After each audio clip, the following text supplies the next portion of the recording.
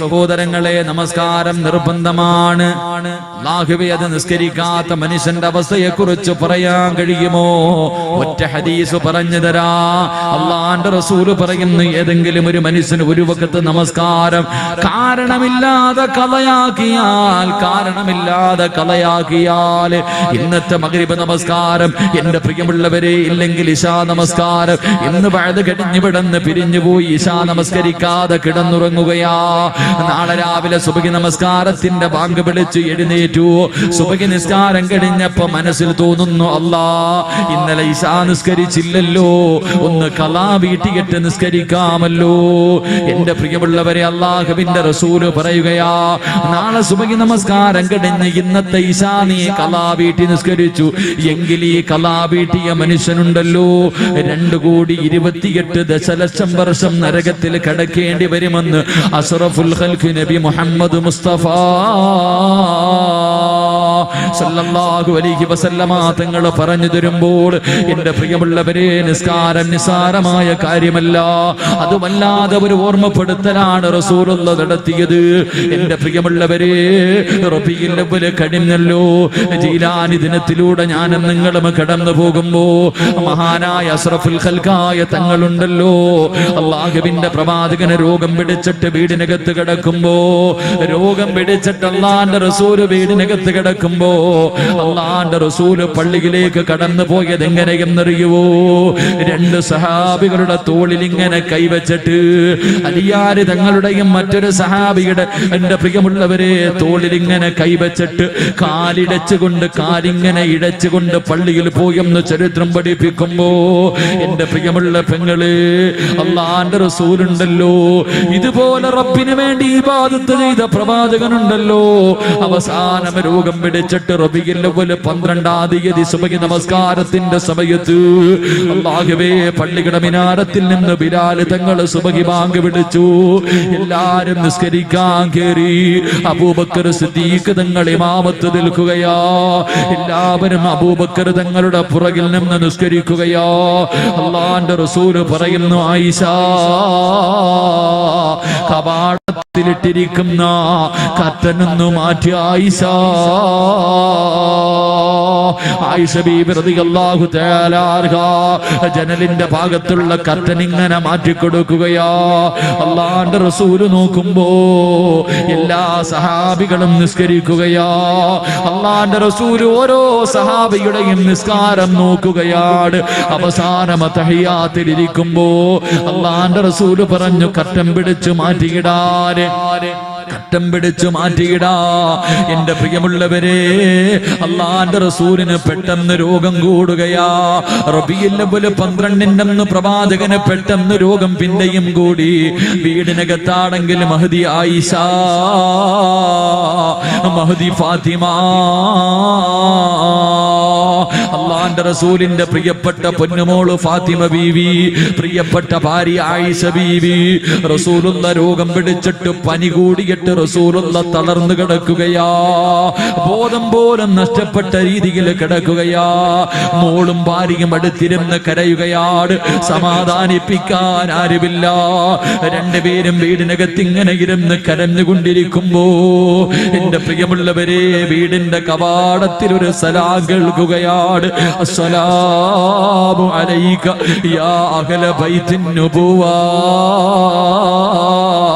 ഇഫ്തഹിൽ ബാബ്. അല്ലാഹുവിന്റെ പ്രവാചകന്റെ വീടിന്റെ കവാടത്തിൽ ഒരു സലാം കേൾക്കുകയാണ്.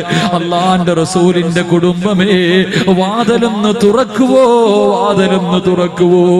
കരഞ്ഞുകൊണ്ടിരുന്ന ഫാത്തിമ ബീവി റളിയല്ലാഹു തആല അൻഹ വിളിച്ചു പറയുന്നു, എന്റെ ഉപ്പയ്ക്ക് സുഖമില്ല. അല്ലാഹുവിന്റെ റസൂൽ സുഖമില്ലാതെ കിടക്കുകയാ. നിങ്ങൾ പോയിട്ട് പിന്നെയൊന്ന് വരുവോ, നിങ്ങൾ പോയിട്ട് പിന്നെയൊന്ന് വരുവോ. കുറേ സമയം കഴിഞ്ഞു. രണ്ടാമതും കേൾക്കുന്നു അസ്സലാമു അലൈക യാ അഹ്ല ബൈത്തിൻ നുബുവ ഇഫ്തഹിൽ ബാബ്. വാതിലൊന്ന് തുറക്കുവോ, വാതിലൊന്ന് തുറക്കുവോ. രണ്ടാമതും വീടിന്റെ കവാടത്തിൽ സലാം കേൾക്കുകയോ. ഫാത്തിമ ബീബി പിന്നെയും വിളിച്ചു പറഞ്ഞു, എന്റെ ഉപ്പ രോഗിയാട്, സുഖമില്ല, പോയിട്ട് പിന്നെ വരുവോ.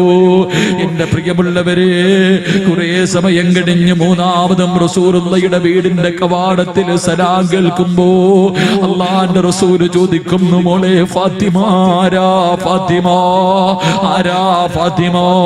ഫാത്തിമ ബീബി റളിയല്ലാഹു തആല വീടിന്റെ കവാടത്തിൽ ചെന്നിട്ട് നോക്കുമ്പോ സുബ്ഹാനല്ലാഹ്, ആ സലാം പറഞ്ഞ മനുഷ്യനെ നോക്കിയിട്ട് ഫാത്തിമ പറയുന്നു, വാപ്പാ കണ്ടിട്ട് പേടി തോന്നുന്നു വാപ്പാ, ആ മനുഷ്യനെ ഇന്ന് വരെ ഞങ്ങൾ കണ്ടിട്ടില്ല വാപ്പാ. അല്ലാഹുവിന്റെ റസൂൽ പറയുന്നു, വാതിൽ തുറക്ക് ഫാത്തിമ, വാതിൽ തുറക്ക് ഫാത്തിമ. എന്റെ പ്രിയമുള്ളവരെ, ഫാത്തിമ ബീബി റളിയല്ലാഹു തആല വാതിൽ തുറക്കുകയാണ്. ആരാ കടന്നു വന്നതെന്നറിയോ? മലക്കുൽ മൗത്ത് അസ്റായീൽ. അല്ലാഹുവിന്റെ റസൂൽ പറയുന്നു, ഫാത്തിമ വാതിൽ തുറക്ക് ഫാത്തിമ, അത് അസ്റായീലാണ് ഫാത്തിമ. പാതിരാത്രി ഒരുമിച്ച് കൂടിയ പെങ്ങള് റസൂലുള്ളാഹിയുടെ റൂഹ് പിടിക്കാൻ കടന്നു വന്ന അസ്റായീലിന്റെ രൂപം കണ്ടിട്ട് അല്ലാഹുവേ, ഫാത്തിമ ബീബി റളിയല്ലാഹു തആല പോലും കരഞ്ഞു പോയെന്ന് ചരിത്രം പഠിപ്പിക്കുമ്പോ ചിന്തിക്കു പെങ്ങളെ, ചിന്തിക്കു പെങ്ങളെ, നിന്റെ മരണസമയം എങ്ങനെയായിരിക്കും മോളെ? അല്ലാഹുവേ, വീടിനകത്തേക്ക് അസ്റായീൽ കടന്നു വരികയാണ്. അല്ലാഹുവിന്റെ റസൂല് ചോദിക്കുന്നു, അസ്റായീലേ, എന്റെ രോഗസന്ദർശനം നടത്താ വന്നതാടോ, എന്നെ കാണാ വന്നതാടോ? യാ റസൂലല്ലാഹ്, അങ്ങയെ രോഗസന്ദർശനം നടത്താൻ അങ്ങ് അനുവാദം തന്നാ റൂഹ് പിടിക്കാ വന്നതാ നബിയേ. അല്ലാഹുവിന്റെ റസൂല് പറയുന്നു, അസ്റായീലേ, എനിക്കൊരാഗ്രഹമുണ്ട്, എനിക്കൊരാഗ്രഹമുണ്ട്, എനിക്ക് ജിബ്രീലിനെ ഒന്ന് കാണണം അസ്റായീൽ, എനിക്ക് ജിബ്രീലിനെ ഒന്ന് കാണണം അസ്റായീൽ. അസ്റായീൽ അലൈഹിസ്സലാം പറയുന്നു, നബിയേ, ഒന്നാം ആകാശത്തിൽ നിന്ന് കരയുന്നത് കണ്ട് നബിയേ വിളിച്ചു കൊണ്ടുവരാ പറയുകയാണ്. അല്ലാഹുവിന്റെ റസൂലിന്റെ മുന്നിലേക്ക് അസ്റായീൽ വിളിച്ചു കൊണ്ടുവന്ന് ജിബ്രീലിനോട് ചോദിക്കുന്നു, ജിബ്രീൽ, നീ എന്റെ കൂട്ടുകാരനായിരുന്നല്ലോ, എപ്പോഴും എന്റെ കൂടെ ഉണ്ടായിരുന്നല്ലോ, എന്റെ ദുഃഖത്തിലും എന്റെ സന്തോഷത്തിലും എന്റെ കൂടെ ഉണ്ടായിരുന്നല്ലോ. എന്തേ ജിബ്രീൽ ഈ അവസാനം ഞാൻ യാത്ര പറയുന്ന സമയത്ത് എന്നെ യാത്രയാക്കാൻ മടിക്കുന്നത് എന്തേ ജിബ്രീൽ? ജിബ്രീൽ പറയുന്നു, യാ റസൂലല്ലാഹ്, അങ്ങയുടെ ഈ കടപ്പ് കാണാ എന്നെ കൊണ്ട് കഴിയുന്നില്ല നബിയേ. എന്റെ പ്രിയമുള്ളവരെ, അല്ലാഹുവിന്റെ റസൂല് പറയുന്നു, അസ്റായീലേ, എനിക്ക് സന്തോഷത്തോടെ മരിക്കണം അസ്റായീൽ, എനിക്ക് സമാധാനത്തോടെ മരിക്കണം അസ്റായീൽ, എനിക്ക് സന്തോഷമുണ്ടാക്കുന്ന എന്തെങ്കിലും ഒന്ന് പറയുവോ അസ്റായീൽ? അല്ലാഹുവിന്റെ റസൂല് ജിബ്രീൽ അലൈഹിസ്സലാമിനോട് ചോദിക്കുമ്പോ അവിടെന്ന് പറയുന്നു, യാ റസൂലല്ലാഹ്, അങ്ങയുടെ സമുദായത്തിന്റെ കാര്യം അല്ലാഹു ഏറ്റെടുത്തിരിക്കുന്നു നബിയേ. അങ്ങയുടെ സമുദായമുണ്ടല്ലോ, തൊണ്ടക്കുഴിയിൽ റൂഹെത്തുന്നതിന് മുമ്പ്, തൊണ്ടക്കുഴിയിൽ റൂഹെത്തുന്നതിന് 1 മിനിറ്റ് മുമ്പെങ്കിലും അവന് ചെയ്തു പോയ പാപങ്ങളെ കുറിച്ച് ഓർത്തൊന്ന് കരഞ്ഞാൽ അല്ലാഹ് അവന്റെ പാപം പുറത്തു കൊടുക്കും നബിയേ. കേൾക്കേണ്ട താമസമുണ്ടല്ലോ.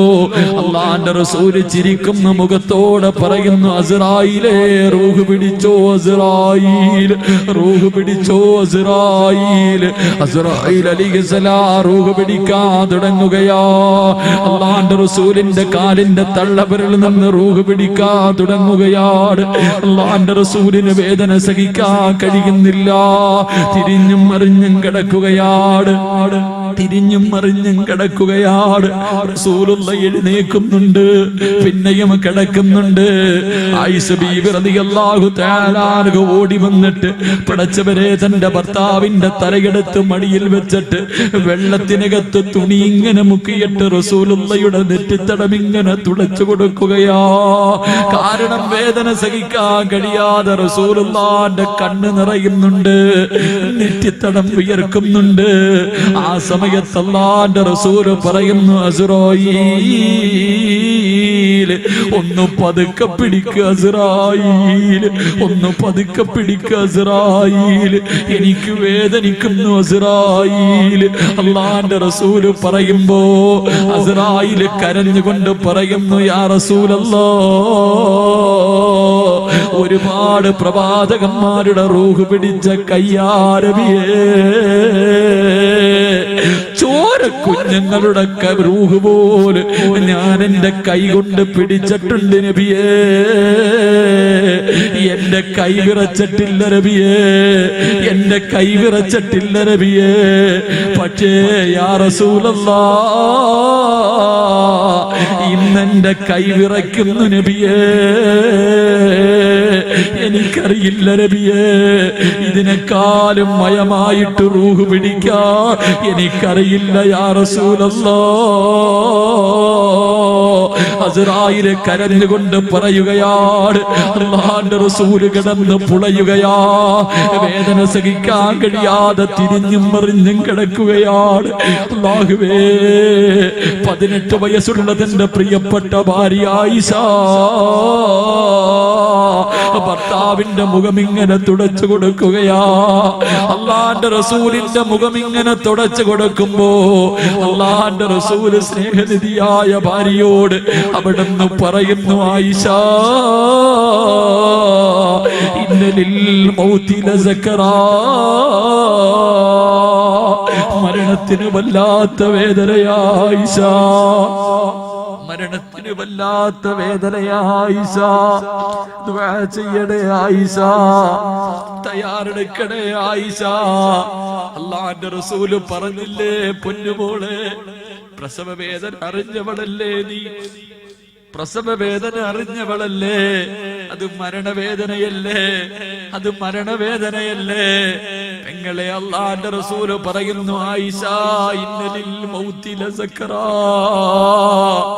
മരണത്തിന് വല്ലാത്ത വേദനയാ ആയിഷ അല്ലാഹുവിന്റെ റസൂൽ ഇങ്ങനെ പറഞ്ഞിട്ട് കിടന്ന് ഉരുളുകയാണ് എഴുന്നേൽക്കുന്നു ഇരിക്കുന്നു തിരിഞ്ഞും മറിഞ്ഞും കിടക്കുന്നു അല്ലാഹുവേ അവസാനം ഇങ്ങനെ റൂഹ് പിടിച്ച് അല്ലാഹുവിന്റെ പ്രവാചകൻ ഇങ്ങനെ എഴുന്നേറ്റിട്ട് തന്റെ ഭാര്യയുടെ നെഞ്ചിൽ ഇങ്ങനെ ചാരിയിരിക്കുകയാ 18 വയസ്സുള്ള ഭാര്യ ആയിഷ ആയിഷ എന്ന 18 വയസ്സുള്ള പെണ്ണിന്റെ നെഞ്ചിൽ ഇങ്ങനെ റസൂലുള്ള ചാരിയിരിക്കുമ്പോ വീടിന്റെ കവാടത്തിൽ ഒരു സഹാബി കടന്നു വരുന്നു അബ്ദുറഹ്മാൻ എന്ന് പറയുന്ന സഹാബി കടന്നു വരികയാ റസൂലുള്ള ആ സഹാബിയുടെ കയ്യിലേക്ക് നോക്കുകയാ കാരണം കയ്യിലൊരു മിസ്വാക്ക് ഇരിക്കുന്നുണ്ട് കയ്യിലൊരു മിസ്വാക്ക് ഇരിക്കുന്നുണ്ട് ആയിഷ ബീവിക്ക് മനസ്സിലായി റസൂലുള്ളാഹിക്ക് പല്ല് തേക്കാൻ ആഗ്രഹമുണ്ടെന്ന് പെങ്ങളെ ഭർത്താവിന്റെ നോട്ടം പോലും ആ 18 വയസ്സുകാരിക്ക് മനസ്സിലായി പെണ്ണ്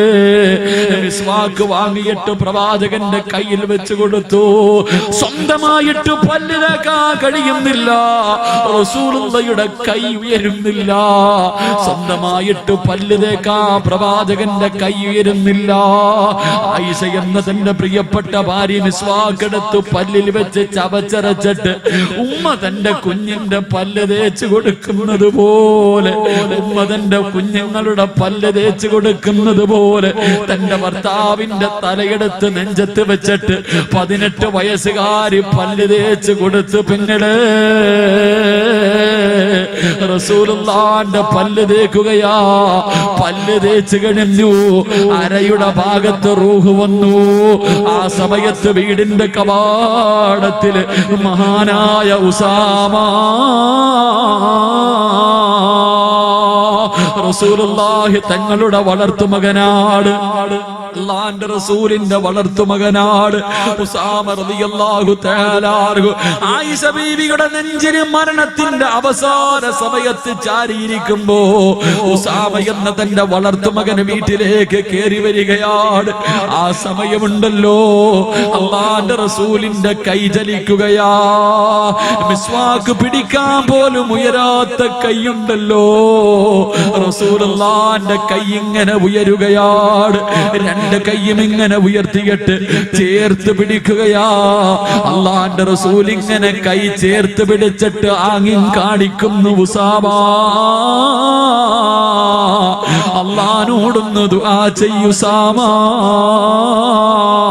പടച്ചവൻ എന്നോട് കരുണ കാണിക്കാ, അല്ലാഹു എന്റെ മരണവേദന കുറച്ചു തരാ. പൊന്നുമോനെ പൊന്നുമോനെ ഉസാമ, എനിക്ക് വേണ്ടി റബ്ബിനോടൊന്ന് ദുആ ചെയ്യാ.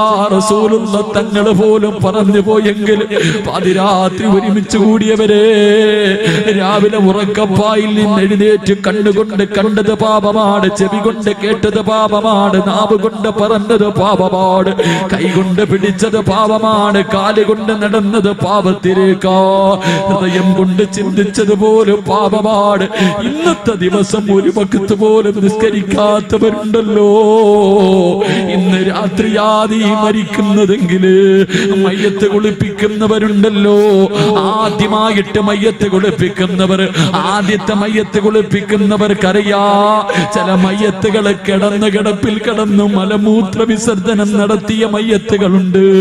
റബ്ബേ, മരണവേദന സഹിക്കാൻ കഴിയാതെ, മരണവേദന സഹിക്കാൻ കഴിയാതെ മലമൂത്ര വിസർജനം പോലും നടത്തി പോകുന്ന മയ്യത്തുകളുണ്ടല്ലോ. അല്ലാഹുവേ, ചിന്തിക്കു ചെറുപ്പക്കാരാ, ഇന്ന് രാത്രി അസ്റായിൽ വരുന്നതെങ്കിൽ ഇന്ന് 5 പ്രാവശ്യം നിന്റെ അടുക്കല് കുല്ലയൗമിൻ 5 മറ ഇന്ന് നിന്റെ അടുക്കൽ വന്നിട്ട് പറഞ്ഞിട്ടുണ്ടടാ, ഇന്ന് നിന്റെ ജീവിതത്തിൽ അവസാനത്തെ രാത്രിയാ. അല്ലാഹുവേ, പടച്ചവരെ ഞങ്ങളുടെ മരണവേദന കുറച്ച് തരണേ അല്ലാ, ഞങ്ങളുടെ മരണവേദന കുറച്ച് തരണേ അല്ലാ. വെള്ളം കിട്ടാതെ മൃഗങ്ങളെ പോലെ കൈകാലുകളിട്ടടിച്ച് പടച്ചവരെ മലമൂത്ര വിസർജനം നടത്തിയിട്ട് ഒരു കാഫിറിനെ പോലെ മരിപ്പിക്കല്ലേ അല്ലാ. റബ്ബേ, മരണസമയത്ത് നീ ഞങ്ങളോട് കരുണ കാണിക്കണേ അല്ലാ. ഈ സദസ് അതിനൊരു സബബാക്കണേ റബ്ബേ. അല്ലാഹു ഈമാൻ നൽകി അനുഗ്രഹിക്കുമാറാകട്ടെ, അല്ലാഹു ഈമാൻ നൽകി അനുഗ്രഹിക്കുമാറാകട്ടെ.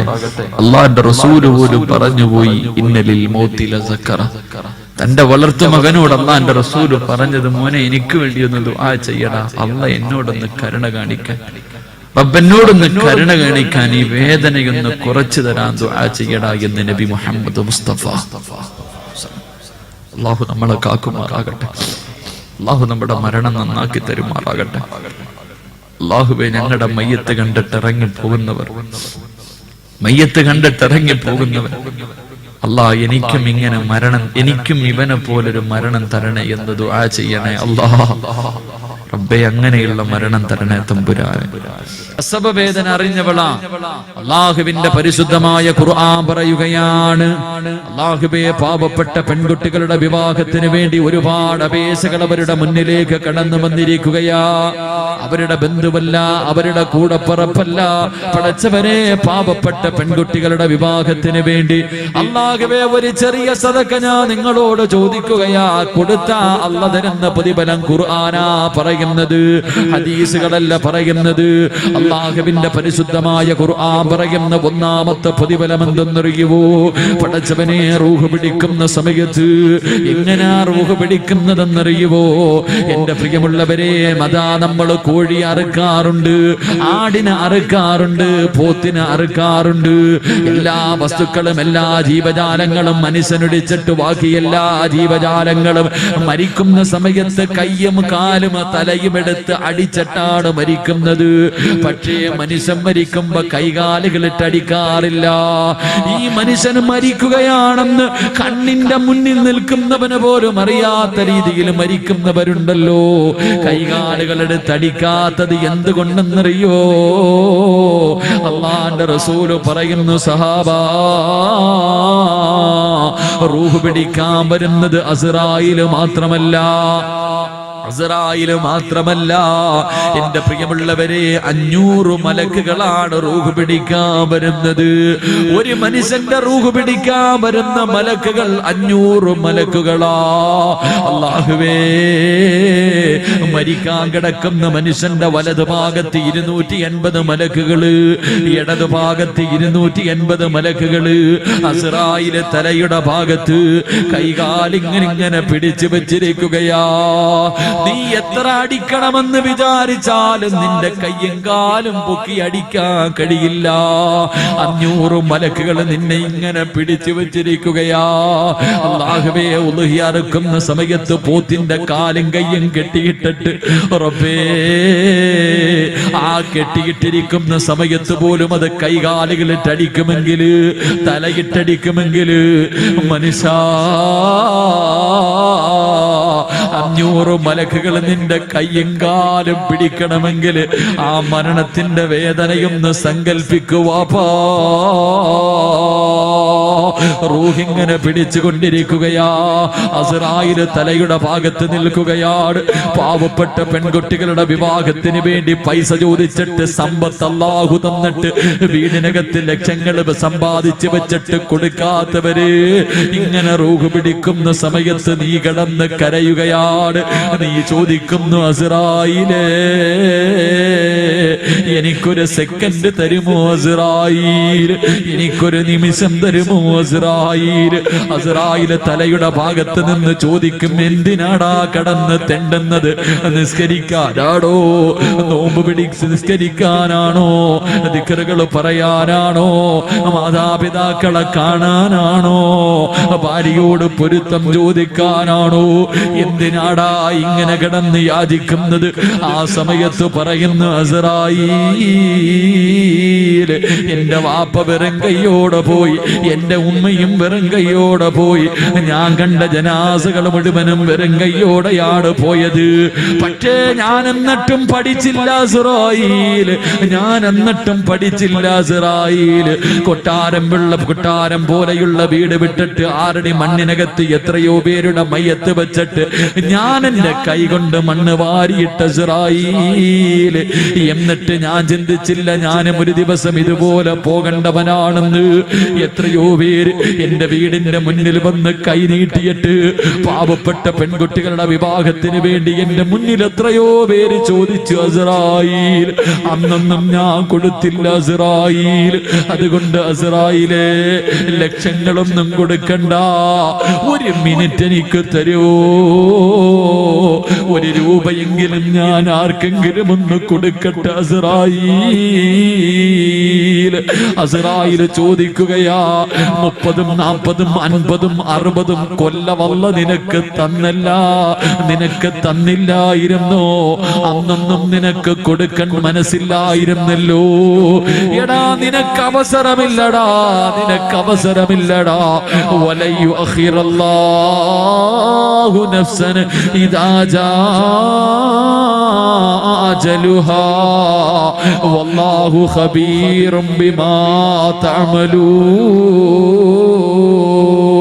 അനുഭവിക്കടാ അനുഭവിക്കടാ എടാ അനുഭവിക്കടാ എന്ന് അസ്റായിൽ നിന്റെ മുന്നിൽ കിടന്ന് പറയുമ്പോ എന്റെ പ്രിയമുള്ളവരെ പാവപ്പെട്ട പെൺകുട്ടികളുടെ വിവാഹത്തിന് വേണ്ടി റബ്ബേ 1 ഗ്രാമിന്റെ സ്വർണത്തിന്റെ പൈസയെങ്കിലും കൊടുത്താ അല്ലാഹ് നിനക്ക് തരുന്ന ഒന്നാമത്തെ പ്രതിഫലം എന്തെന്നറിയുവോ? റൂഹിങ്ങനെ പിടിച്ചുകൊണ്ടിരിക്കുകയാണ് റൂഹിങ്ങനെ പിടിച്ചുകൊണ്ടിരിക്കുകയാ. വേദന സഹിക്കാൻ കഴിയുന്നില്ല, വേദന സഹിക്കാൻ കഴിയുന്നില്ല. നീ കിടന്ന് കരയുമ്പോ അസ്റായിൽ ചോദിക്കുകയാ, എന്തിനാടാ കരയുന്നത്? നിനക്ക് സഹിക്കുന്നില്ലേ? നിനക്ക് സഹിക്കുന്നില്ലേ? നിന്നെ കൊണ്ട് താങ്ങാൻ കഴിയുന്നില്ലേ? ഇന്നല്ലദീന ഖാലൂ റബ്ബുനല്ലാഹ് ثم استقاموا تتنزل عليهم الملائكة ألا تخافوا ولا تحزنوا وأبصروا بالجنة. ഒന്നാമത്തെ പ്രതിഫലം എന്തെന്നറിയുവോ? പടച്ചവരെ മരണവേദന സഹിക്കാൻ കഴിയാതെ നീ കിടന്ന് കരയുന്ന സമയത്ത് അസ്റായിൽ നിന്നോട് ചോദിക്കുന്നു, എന്തിനാടാ കരയുന്നത്? എന്തിനാടാ പേടിക്കുന്നത്? എന്തിനാടാ വിഷമിക്കുന്നത്? നിന്നെ കൊണ്ട് മരണവേദന സഹിക്കാൻ കഴിയുന്നില്ലേ? എങ്കിൽ നോക്കടാ നോക്കടാ, വഅബ്ശിറൂ ബിൽ ജന്നാ. ഇതാണടാ പടച്ചവന്റെ സ്വർഗം. നീ കൊടുത്ത സദഖയുടെ പ്രതിഫലം ഈ സ്വർഗമാണ്. ഈ സ്വർഗത്തിന്റെ അനുഗ്രഹത്തിലേക്ക് നോക്കുമ്പോര് മരണവേദന നിനക്കറിയില്ല, മരണവേദന നിനക്കറിയില്ല. ഒന്നാമത്തെ പ്രതിഫലം മരിക്കുന്ന സമയത്ത് സ്വർഗം കണ്ടിട്ട് മരിക്കലോ. എന്റെ പ്രിയമുള്ള പെങ്ങള്, ജീവിതത്തിന്റെ ഏറ്റവും വലിയ അഭിലാഷമല്ലേ ജീവിക്കുന്നത്? സ്വർഗത്തിൽ പോകാനല്ലേ?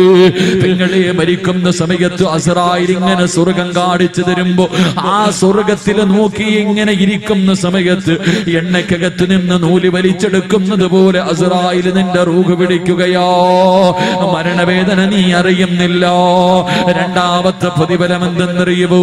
ചെറുവട്ടൂർ പള്ളിയുടെ ഖബർസ്ഥാനിൽ നിന്ന് പടച്ചവന്റെ പരലോകത്തേക്ക് നാളെ ജനങ്ങൾ മുഴുവനും എഴുന്നേറ്റ് വരുമ്പോ ഈ പാതിരാത്രി ഒരുമിച്ച് കൂടി ആയിരക്കണക്കിന് ആൾക്കാർ പടച്ചവരെ ഇവിടത്തെ ഖബർസ്ഥാനിൽ നിന്ന് എഴുന്നേറ്റ് വരികയാണ്. പട്ടിയുടെ കോലത്തില്, പന്നിയുടെ കോലത്തില്, കഴുതയുടെ രൂപത്തില്, പേപ്പട്ടിയുടെ രൂപത്തില്, പിന്താരത്ത് കൊടിവെച്ച് വരുന്നവൻ, ഇടഞ്ഞു വരുന്നവന്, നടന്നു വരുന്നവന്, കുഷ്ഠരോഗിയെ പോലെ വരുന്നവന്, കഴുതയുടെ രൂപത്തില് കിടന്നു വരുന്നവര്, 41 വിഭാഗത്തിൽ അല്ലാഹുവിന്റെ പ്രവാചകന്റെ സമുദായം ഖബറിനകത്ത് നിന്ന് എഴുന്നേറ്റ് വരുമ്പോൾ ഒരു വിഭാഗം ജനങ്ങൾ ഖബറിനകത്ത് നിന്ന് എഴുന്നേറ്റ് പറവകളെ പോലെ പറക്കുകയാണ്.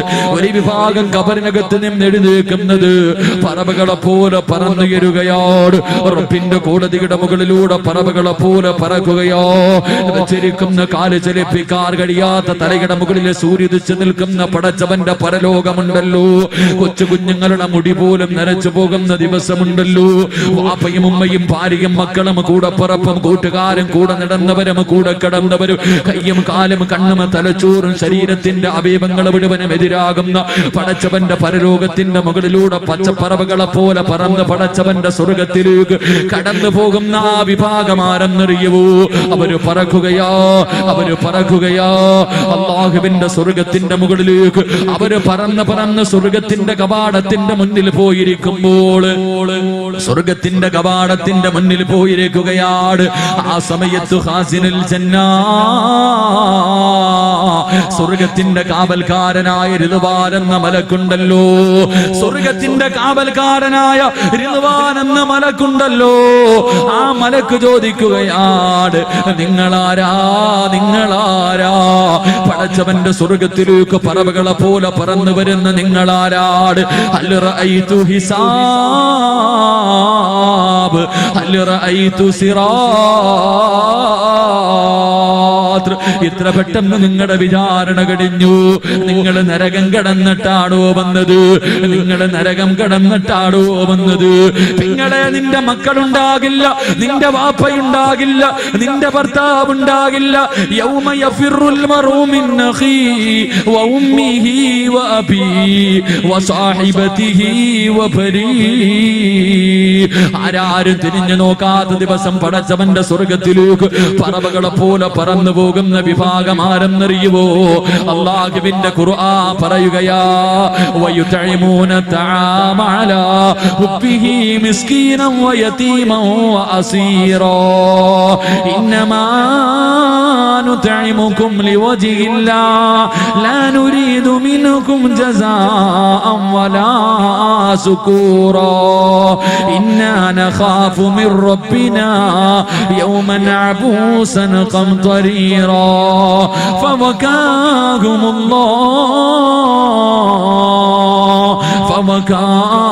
ഫവകാഹുമുല്ലാഹു ശർറ ദാലികൽ നാളെ പടച്ചവന്റെ പരലോകത്തിലെ ഭാഗ്യവാരാട് പറവകളെ പോലെ പറക്കണ്ട വാപ്പാ. കോടികൾ സമ്പാദിച്ചു വെച്ചിട്ട് നിനക്കെന്ത് കിട്ടാരോ? എന്റെ പ്രിയമുള്ളവരെ, പാവപ്പെട്ട പെൺകുട്ടികളുടെ വിവാഹത്തിന് വേണ്ടി നിനക്കറിയാമല്ലോ, നിനക്കറിയാമല്ലോ നിന്റെ മക്കളെ നീ വളർത്തിയത് എങ്ങനെയാണ്. ഒരു പെൺകുട്ടിയെ കെട്ടിച്ചു വിട്ടതിന്റെ വേദന നിനക്കറിയുമല്ലോ, അതിന്റെ പ്രയാസം നിനക്കറിയുമല്ലോ. രണ്ട്, പരലോകത്ത് കൂടെ പറന്ന് പടച്ചവന്റെ സ്വർഗത്തിലെത്തുകയാ. മൂന്ന്, പെങ്ങളെ വലക്കാ നളറതം വസുറൂറാ. മൂന്നാമത്തെ പ്രതിഫലം എന്തെന്നറിയുവോ? മൂന്നാമത്തെ പ്രതിഫലം എന്തെന്നറിയുവോ? എന്റെ പ്രിയമുള്ള പെങ്ങളെ, പടച്ചവന്റെ സ്വർഗത്തിലൊരു വിഭാഗമുണ്ട്. അവര് രാവിലെയും വൈകിട്ടും അല്ലാഹനെ കാണുന്നവരോ. അവര് രാവിലെയും വൈകിട്ടും അല്ലാഹനെ കാണുന്നവരോ. രാവിലെയും വൈകിട്ടും അല്ലാഹനെ കാണുന്നവരോ. പ്രബോധത്തിലും പ്രഭാതത്തിലും പ്രദോഷത്തിലും അല്ലാഹുവിനെ കാണുന്ന ഒരു വിഭാഗമുണ്ട്. യൗമഇദിൻ നാദിറാ ഇലാ റബ്ബിഹാ നാദിറാ. കാണണ്ടേ പെങ്ങളെ, അല്ലാഹനെ കാണണ്ടേ മോളെ, അല്ലാഹനെ നിന്റെ കണ്ണുകൊണ്ട് കാണണ്ടേ പെങ്ങള്. എന്റെ പ്രിയമുള്ളവരെ, നിർത്തുകയാ. ഒരു ചെറിയ സദക്ക നിങ്ങളോട് ചോദിക്കുകയാ. പെങ്ങളെ, ഒരു പെണ്ണിന്റെ വേദന നിനക്കറിയാ? ഒരു പെണ്ണിന്റെ വേദന എന്താണെന്ന് നിനക്കറിയാ? എന്റെ പ്രിയമുള്ള പെങ്ങളെ, കൊടുക്കുമോള്. സ്വർഗം വേണ്ടേ പെങ്ങളെ? സ്വർഗം വേണ്ടേ പെങ്ങളെ? നിന്റെ ഉമ്മ എന്ത് കൊണ്ടുപോയി പൊന്നുമോള്? നിന്റെ വാപ്പ എന്ത് കൊണ്ടുപോയി പൊന്നുമോള്? ആര് പോയാലും ഒന്നും കൊണ്ടുപോകില്ല. പക്ഷേ നീ വെറും കയ്യോടെ പോകല്ലേ. മരിക്കുന്ന സമയത്ത് സ്വർഗം കണ്ട് വെള്ളിയാഴ്ച രാവിലെ ലാ ഇലാഹ ഇല്ലല്ലാഹ് എന്ന് പറഞ്ഞുകൊണ്ട് ശരീരം ഉയർത്തുകൊണ്ട് പുഞ്ചിരിക്കുന്ന മുഖത്തോടെ യാത്രയാകണ്ടേ പൊന്നു പെങ്ങള്. പാവപ്പെട്ട പെൺകുട്ടികൾക്ക് വേണ്ടിയാണ് എന്റെ പ്രിയമുള്ളവരെ സ്വർഗമാ വലുത്, സ്വർഗമാ വലുത്. പണമല്ല വലുത്, പണമല്ല വലുത്. റബ്ബിന്റെ സ്വർഗമാ വലുത്, സ്വർഗമാ വലുത്. കോടികൾ കൊടുത്താ കിട്ടൂല വാപ്പാ. കോടികൾ കൊടുക്കാമെന്ന് പറഞ്ഞാ കിട്ടൂല പെങ്ങള്. എന്റെ പെങ്ങളെ, സ്വർണ്ണമിടാത്തവര് പെണ്ണ് പോലുമില്ല, സ്വർണ്ണമിടാത്തവര് പെണ്ണ് പോലുമില്ല.